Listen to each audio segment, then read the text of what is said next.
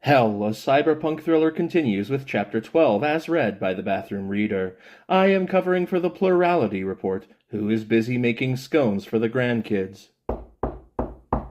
Chapter 12.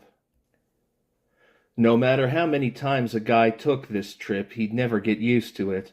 It was just as sickening and as appalling as before, and I was plenty glad when the sensation stopped and we were back in hell. We hadn't been around the nether regions much, but I'd have been willing to bet that Mr. Beautiful's hell pit was the armpit of the whole place. The fumes from 2 large vats nearly knocked us down as we took our first breaths. Imagine a hot attic full of dead things. Now dump in a load of sewage, stir well, baste in ammonia, and you have the recipe for what Mr. Beautiful was storing in 2 metal vats. Rachel and I took short, shallow breaths through our mouths, but the stench was still hard to bear. The decor matched the smell of the place. A sickening purple-black, the shade of vomited-up prunes, was the color scheme, brightened by the glowing green coming from the vats. A few torches, held by severed arms nailed to the walls with foot-long spikes, provided the only other light. At least we had the guns that we had used on Sanguinarius, and we put them over our backs on their straps of scaly leather. When our eyes grew accustomed to the light and fumes, we saw a table nearby. At it sat 2 men and a demon. "Are those men playing cards with a pig?" Rachel said. The thing sitting with them did look pretty porcine. It was a fleshy pink, covered with bristly hair, and so fat that if you shot it 3 times you could have gone bowling with it. Its nose was a snout, and it held its cards and a black ropey cigar in bristly appendages which sprouted from its hooves. "I think it's one of Beautiful's associates," I said. "The handsome one." Just then the pig-faced demon spoke in a wet grunt. "Prepare your bets, my friends. Chance is the law. The name of our next game is 5-card draw. We are all equal when the game begins, but screw integrity, the cheater wins." "Judas Priest, more poetry," I said. "That Terza Rima stuff again?" Rachel shook her head. "Iambic pentameter." "Great." Just then Pig-Boy looked up and started spouting verse again. "A pair who leave their home and daily bread to wander through this land of woe and dread. You tread on fiery ground that angels fear. How brave, how bold, and what doth bring you here?" I looked at Rachel. Rachel looked at me, and then I started lying. "We're, jobbers for Mr. Beautiful. He's got us running aphrodisiacs from Dis to Dorchester, and he had us stop off to see how things were going here. Check on the hostages, you know." "They are, as you can see, filled full with zest.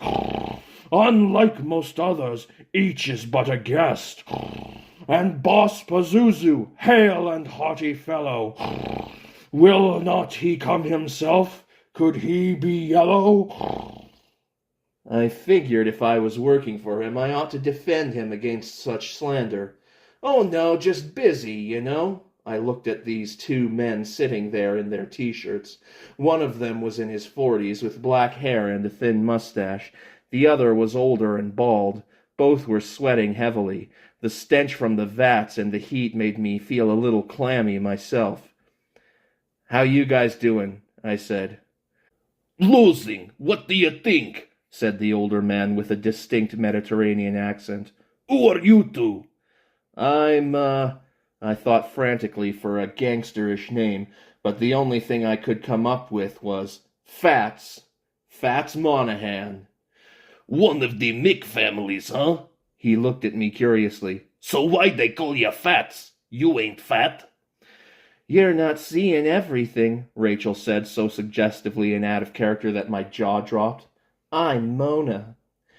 "Hey, Mona, how you doing, kid? I'm Delmonico Ferlinghetti." I've heard of you, Rachel said. Aren't you a capo in the Mardo family? Hey, baby, you get around, and this here, he said, gesturing with his cards to the younger man, is Carlos Portillo. This big thing winning all the hands is Chemo. As Chemo dealt the next hand, I saw several cards come from the bottom of the deck. I leaned over to Ferlinghetti and whispered, I think the pig thing cheats. Hell, I know. Everybody cheats down here. You've been here before? Rachel asked. Every time we try to make peace with the Spix. Portillo looked up darkly at the Italian. Same old thing. We make peace, everybody's nice, then somebody pops somebody else, and it's time to negotiate again.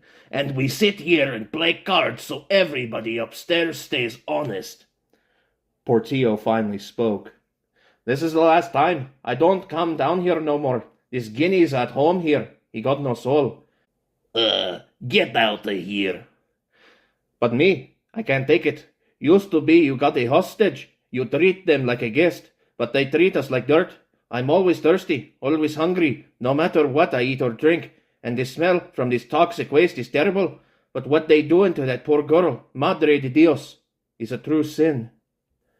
As if on cue, a choked, high-pitched cry came from the other side of a stone wall near one of the vats. Crystal Getty, Rachel said quickly. See, we Portillos kidnap somebody, but we never have this beautiful take care of them. He is a brute. All he likes is the torture. Rachel and I walked to the wall and looked around it. A girl, probably around 18, was strapped into a heavy wooden armchair. A leather strap was around her neck. Its ends went behind the chair and were attached to a piece of wood that had been twisted to tighten the strap. The girl could barely breathe. The more she pushed against the back of the chair, struggling for air, the tighter the strap became. Help me! Her voice was little more than a whine. The strap made it nearly impossible for words to squeeze through the narrow channel of her throat. God, I said, and I felt Rachel's hand tighten on my shoulder. We tried to loosen the strap right away, but as soon as we touched it, Crystal surged forward, and we heard the sickening crack of a ruptured vertebra, followed by what the girl could produce of a scream, high and pinched and nightmarish. We need a knife, Rachel said, and we ran back to the card players. Man, if I could win just one hand, Ferlinghetti wailed as he tossed his cards onto the table. That girl's neck is breaking, I said. We've got to cut her free right away. Pigboy started in again. With my garret, my skill is past reproach. To torture flesh and bone I need no coach. So revel in the sound of her neck's crack. For this is hell, and it will just heal back. My God, Gideon, Rachel said. He's breaking her neck, over and over again. This isn't what Beautiful wants, I said. Pazuzu's orders were quite vague and few. Bind her tight, and all else may I do. Her eyes may weep, her dainty blood may spill. Her neck break o'er and o'er till I've had my fill. The girl whimpered again, and I couldn't take any more. Beautiful wants her cut loose, I said. Right now. Hey, said Ferlinghetti. You can't do that. My family's got a ransom on her. Screw your ransom, I said, unslinging my assault rifle and pointing it at Chamo. Rachel did the same with her laser rifle. Cut her loose. Portillo made a sudden move, and I swung my rifle in his direction, but he wasn't attacking. Instead, he had taken a long switchblade from his trouser pocket, clicked it open, and jabbed it down so that its point stuck in the surface of the table. That knife, she'll cut through anything, he said, with a smile at me and a sneer at Ferlinghetti. You dumb speak, the older man said. That dumbass deed will throw back negotiations between our family for months, and we'll be down here all that time. Portillo shrugged. At least I won't have to hear her screaming any more. Besides, I love to watch you Dagos lose at cards. Rachel pulled the knife out of the table and went back to the girl. The wooden garret fell to the floor with a clatter, and after a few moments, Rachel came back. "The girl's gone," she said.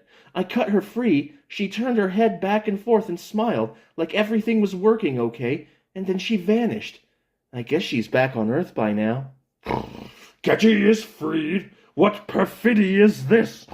My master will bind me in fires of dis. You turncoats, you work not for my dread boss. Bring back the girl, or your souls are the loss."